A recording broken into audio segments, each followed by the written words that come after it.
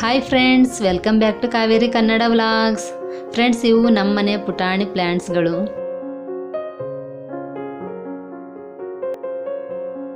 ನನಗೆ ಪ್ಲ್ಯಾಂಟ್ಸ್ ಅಂದರೆ ತುಂಬಾ ಇಷ್ಟ. ಈ ರೀತಿ ಹಬ್ಬದ ದಿನಗಳಲ್ಲಿ ಏನಾದರೂ ಸ್ಪೆಷಲ್ ಡೇ ಇದ್ದರೆ ನಾನು ಗಿಡಗಳಿಗೆ ಈ ರೀತಿ ಅಲಂಕಾರ ಮಾಡ್ತೀನಿ.